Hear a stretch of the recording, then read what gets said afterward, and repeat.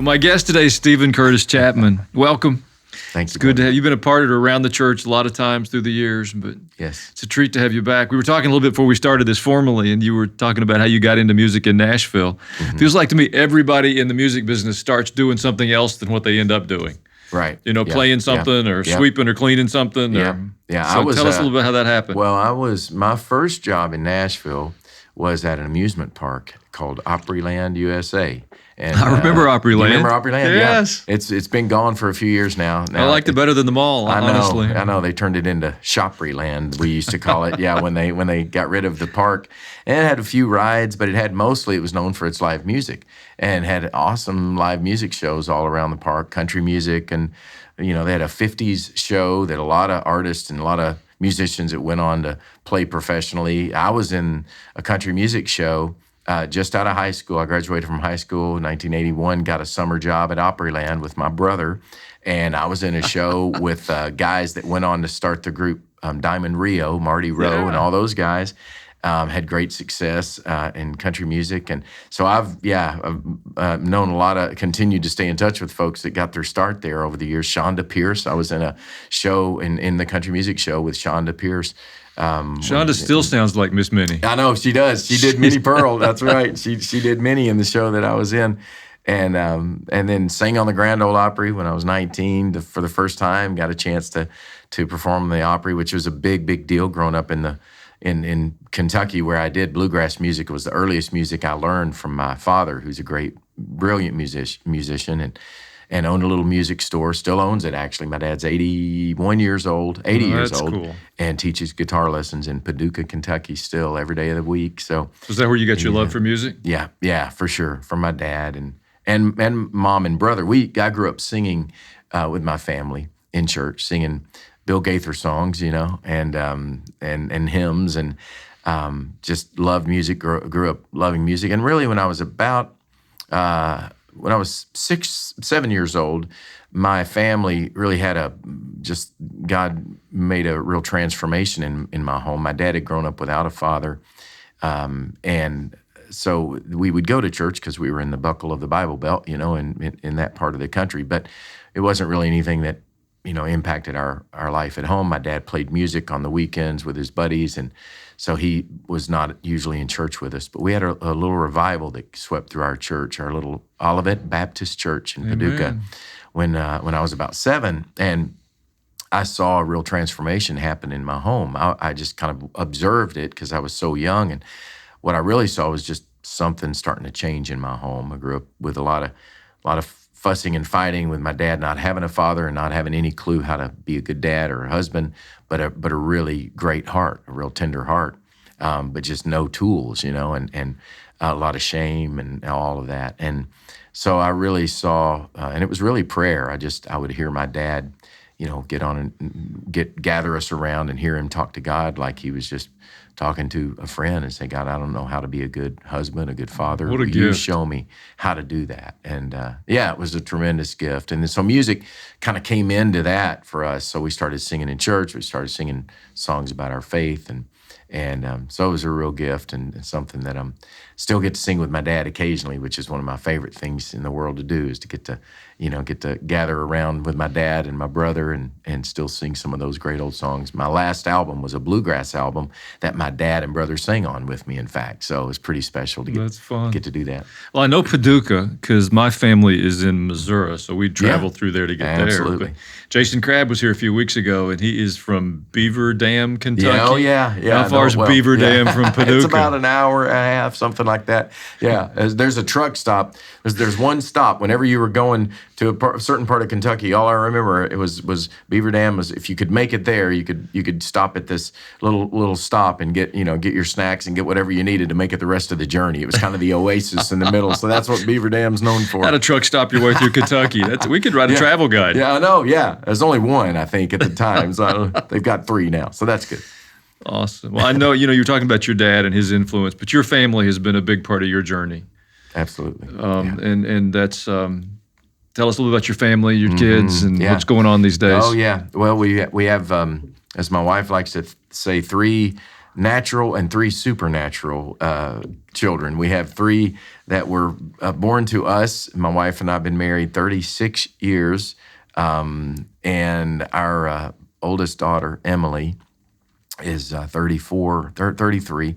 And we have 2 boys, Caleb and Will Franklin, and they are now in their 30s, 29, 30, which is just hard to believe. We have When you 6 get married when you're grandchildren. 8, you can do those kind that's of right. things. Exactly. You know, from Kentucky. We Kentucky, get married it really, works. really early. I married, incidentally, a girl with the same last name as well. I met Mary Beth, my bride, in college. Her last name was Chapman. We shared a mailbox together, which is how we met. And I suppose you'll try to tell us you're not related, right? And, you know, I know people immediately go, well, yeah, of course, you're from Kentucky. That you would marry somebody with the same last name.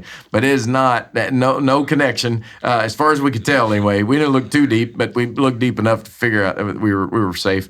But we had 3 biological children, beautiful, amazing gifts from the Lord, and Emily and Caleb and Will. And then when Emily was about 11 years old, she went on a trip to Haiti with her mom, and a Compassion International trip. Spent time with kids that didn't have families, with orphans. And Emily has always had a tender heart for kids in need, anybody in need. Even when she was a little girl, we have so many stories of her just gravitating towards, you know, someone in crisis, in need. And so it would not surprise us. She came home from that trip and said, Mom, Dad, there are kids in the world without families. This is not right. We need to do something. We need to adopt some of these kids. You know, adoption would be a perfect thing for our family. And of course, I'm traveling. I'm saddling up my horses and doing all that kind of business, you know, all over the world. And Mary Beth's at home with 3 kids going, you know, we're done. This is this is our joke from Opryland that I adopted from Minnie Pearl was, you know, we have 3 kids named Eenie, Meenie, and Miney, and we ain't having no mo. That was my little way of saying we're done. And so when Emily started to really work us over about considering adoption, we just said, Emily, that's a wonderful thing, but it's not going to happen, you know, because we're done. You guys are all in school now. We've gotten through the baby phase. We survived that, you know, with me traveling and doing all that I'm doing. And but we just began to pray and had conversations with each other a lot, with our pastor, and just said, is God doing something here that we didn't expect at all? Long story short, March of 2000 made our first of what would be many, many trips to the other side of the world, China, a place, you know, a kid from Paducah couldn't even find on the map, but it became a second home for us as we would adopt 3 girls over the course of about 3 or 4 years from China. Shohana, who is now she's in her senior year at the University of Alabama. Wow. In Tuscaloosa, our daughter Stevie Joy, who is a senior in high school in Franklin, over in Franklin, Tennessee, and then our youngest daughter Maria, who's been with Jesus for 12 years now. It's 12 years, May of 2008, when she passed away as a result of a tragedy at our home, and it's been a journey, you know, beyond anything we could have ever imagined. The highest of highs, the peak of just watching God move in ways you never could have imagined, the miracle of adoption that's transformed our family, you know, the great loss and grief of our little girl, but also just knowing that the story is not over yet. And we've seen so many amazing stories unfold, you know, as we've just tried to, as faithfully as we can, live out the story that God has entrusted to us, story, you know, of Him giving and taking away.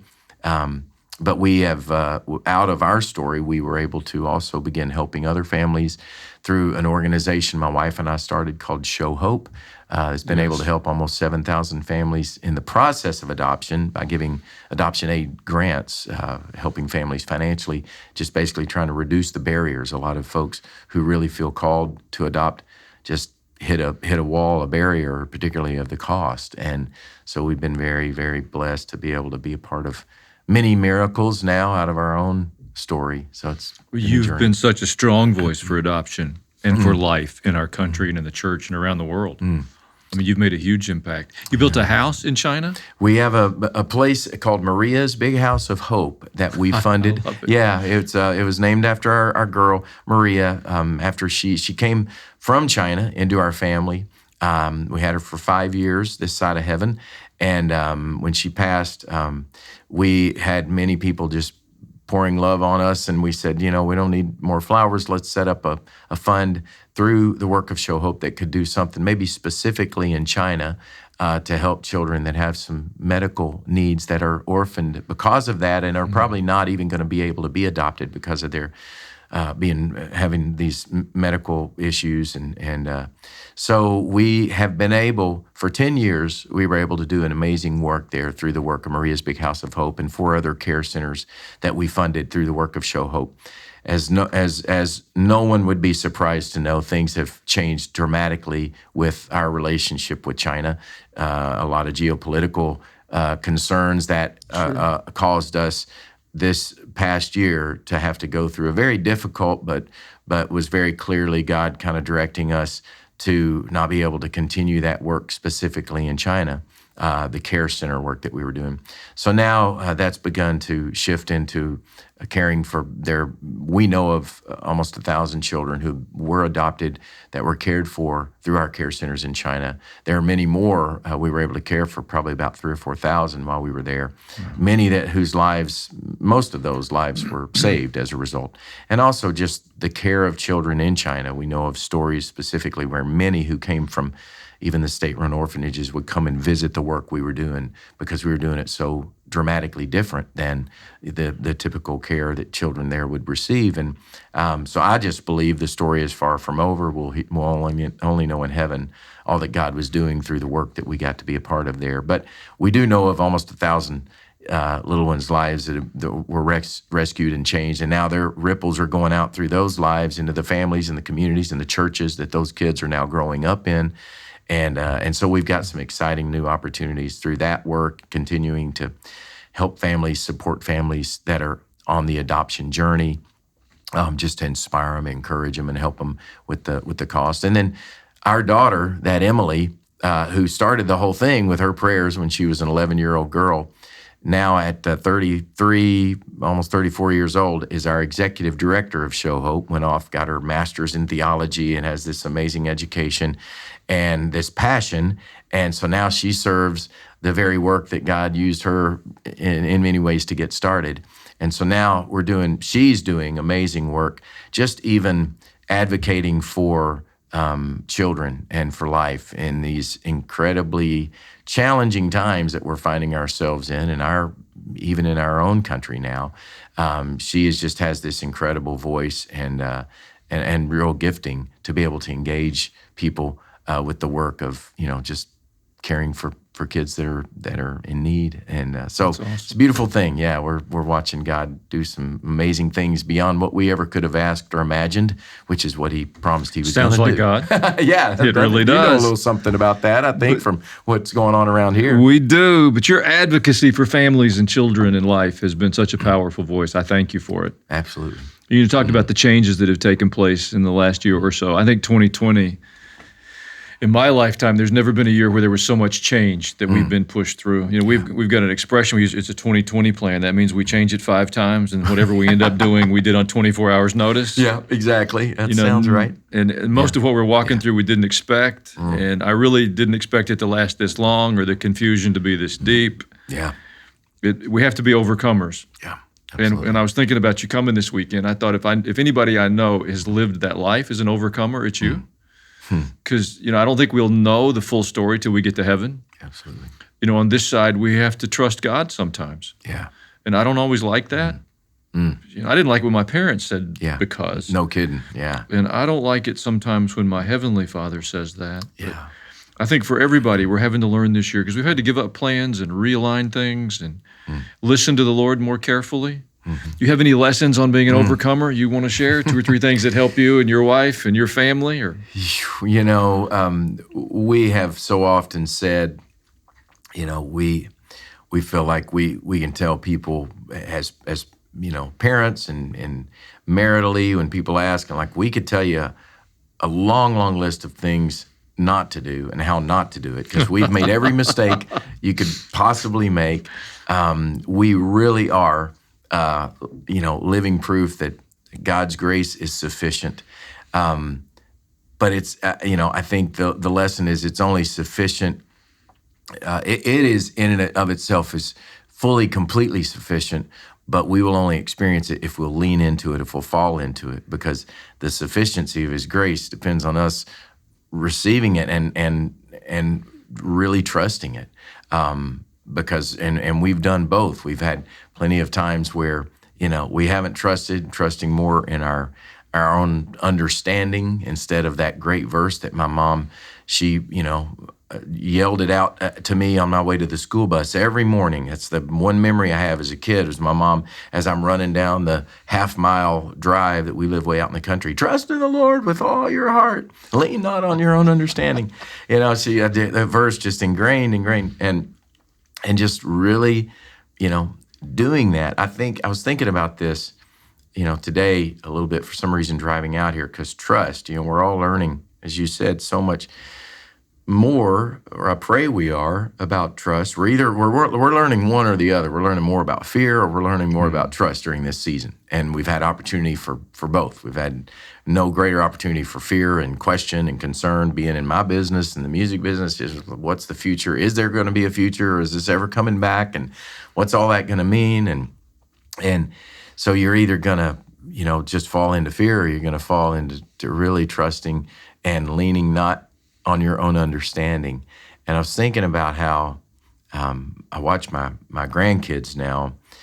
We have a little swimming pool, behind our house, and they'll come out and they'll go swimming. And some of them, especially when they're younger and they're really uncertain, we'll try to get them to jump off the side of the pool.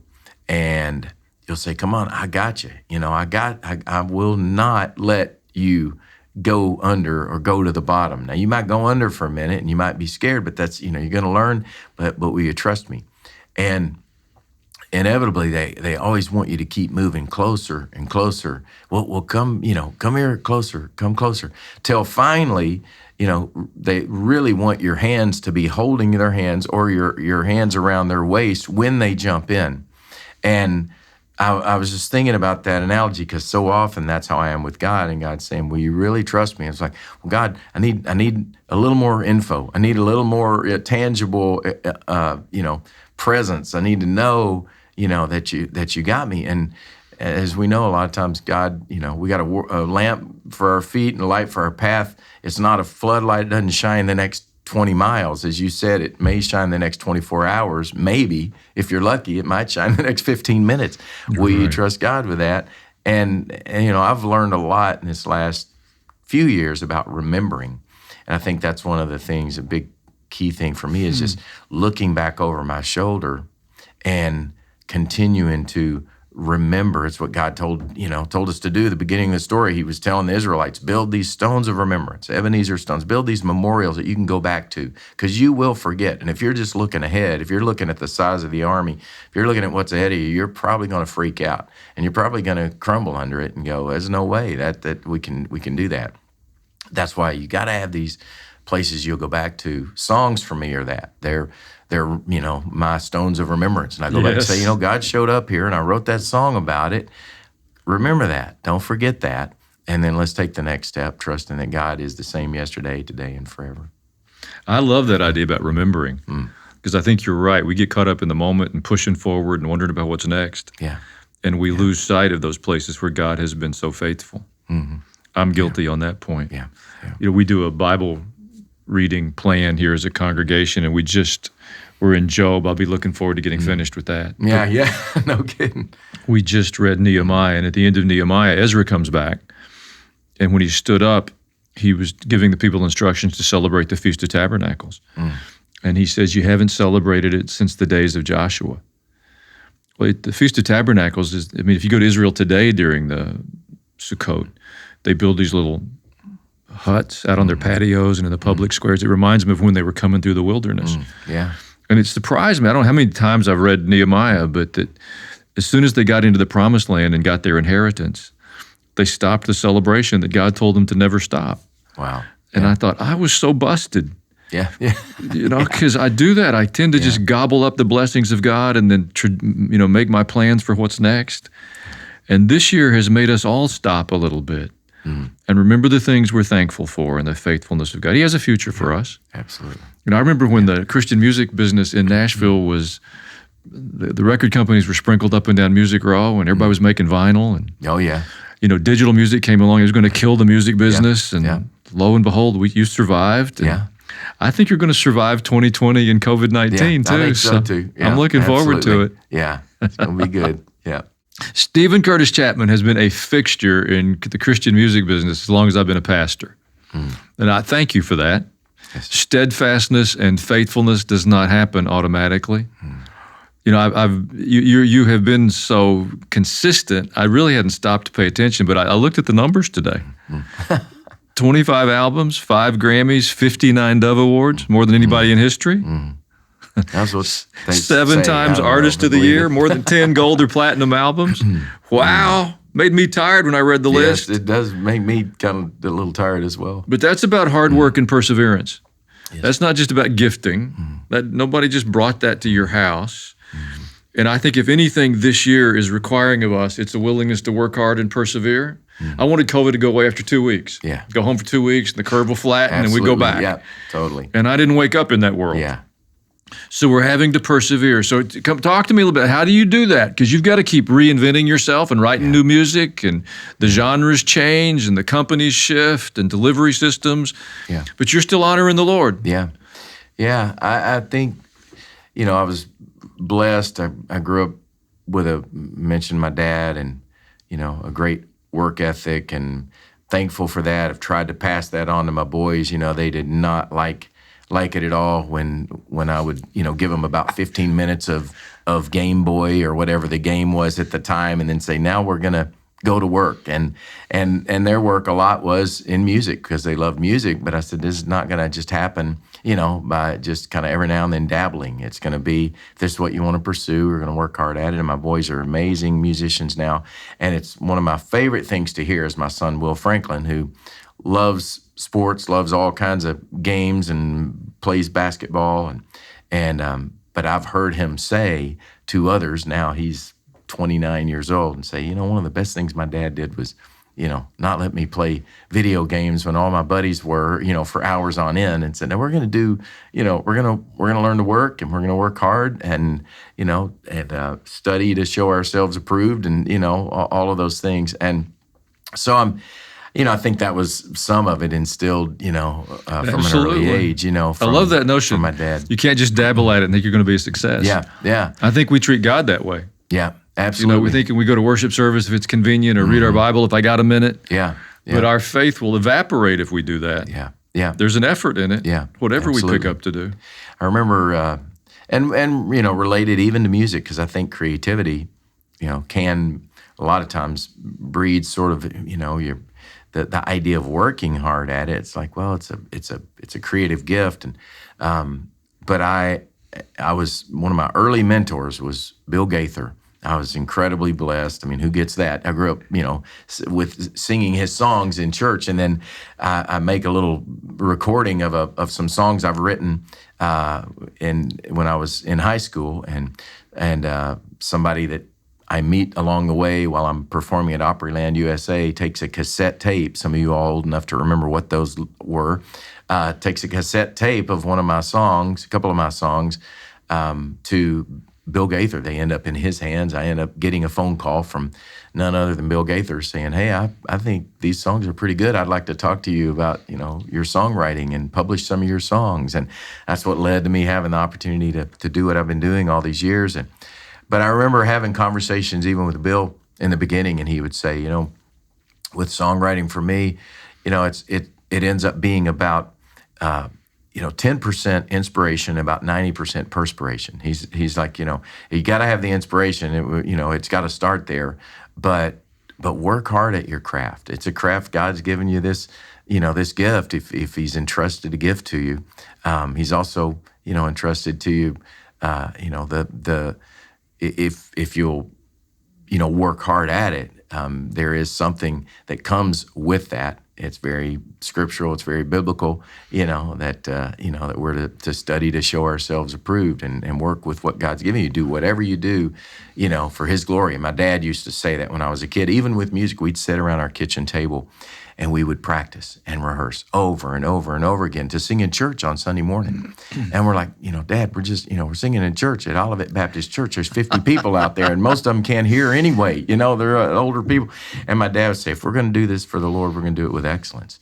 And we'd rehearse, and we'd go over and over and again. And again, very thankful, for that being taught to me at a young age, and trying to pass that on to my kids as well. But those are powerful life lessons. I think when people stay at a distance, and people that have had careers like you have, they think it's come easy to you. And I hear you telling the story. Your dad taught you to work hard as a boy, and you passed it on to your sons. And you have had to overcome lots of things, disappointments and heartaches and challenges and changes. And yet in all of that, God is faithful. Absolutely. And I think, it's true in the life of anybody I know that continues to honor the Lord. And it's not nearly as much mystery as it is discipline and determination. Yeah. And God seems to meet us in the middle of that. We meet God in the Bible. Absolutely. He's working. Yeah. In Genesis 1 and 2, He's working. He works longer than He rests. And most of us are trying to flip the script on that and rest more than we work. Yeah, absolutely. Speaking of work, COVID hasn't stopped you. You and your crazy friends are doing this drive-in theater tour. I know, yeah. I think with you Michael saw Michael, and Mac Powell, right?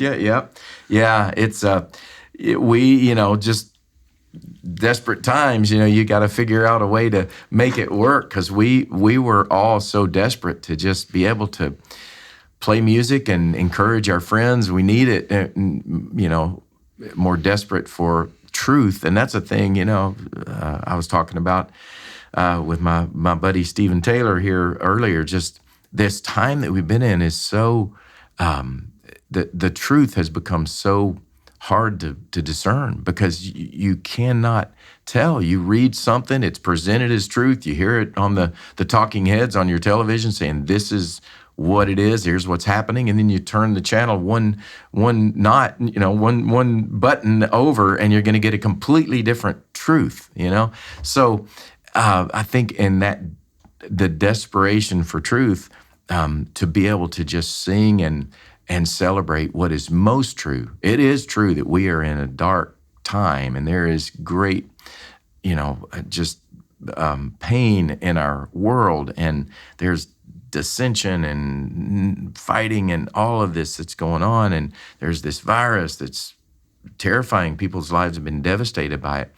But to remember what's most true, to sing that, to be able to, celebrate that together, that has been so refreshing for me. I think the old adage, you don't know what you got till it's gone. It's like to not be able to do that for a few months, and suddenly, be able to just get together with, a group of friends and just say, this is what's true. God's on the throne. He's in control, and we're going to trust Him.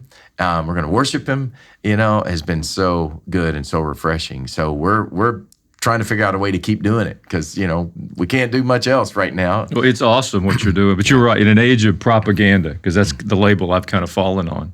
Because I feel like everything that's said to us has an angle or an agenda or an outcome. Yeah. It makes the real truth feel so much more valuable. It's refreshing. It's like a drink of cool water. Absolutely. Yeah. And it's bringing me back to God's truth. There is truth we can know. But if you're not aware of it, it's the Drive-In Theater Tour with Stephen Curtis Chapman, Michael W. Smith, Mac Powell. And they've still got a lot of dates out there. You go to the website and look at them. I went and looked ahead. You're going to be in Carthage, Missouri on September the 22nd. Yeah. My family comes from that part of the world. Are you serious? They grew up in that Joplin area. Yeah, absolutely. So for all those folks in Joplin and Webb City and Monette and Circoxie, you get out. Come see us. You got to be there September the 22nd. Heckle them in the name of Pastor Allen. It'll be good for them and for you. That's right, yes. But thank you for your faithfulness. Yeah. We are going to come through this year. And I believe we will see God pour out His Spirit upon us. We have been praying. We've been meeting outside on Saturday nights, Wednesday nights and Saturday nights now for 17 weeks. We're back in the building on Sunday, but God's doing something so special on Saturday night. We're doing baptisms every Saturday night, and people are coming from all over the region. Amazing. We know we need the Spirit of God to move. And I'm willing to break my patterns and learn new routines and open my life, and it's uncomfortable and it's awkward, and I get blisters because I'm not used to working with those in those ways. But we desperately need God's help. And if we can humble ourselves and say that, God will meet us. Yeah. It's not our strength or our wisdom or our enthusiasm. We are God's people. There's a verse that for me I think it's become my verse for this year. God said, I know the plans I have for you. because every plan I've made has failed. So I'm glad God's got some plans for us. Absolutely. Yes. But thank you for your faithfulness to the Lord and to the body of Christ, and to continue to use your music to encourage us. With the help of God's Spirit, we will not stop. Amen. Amen. Yes. Thank you, brother.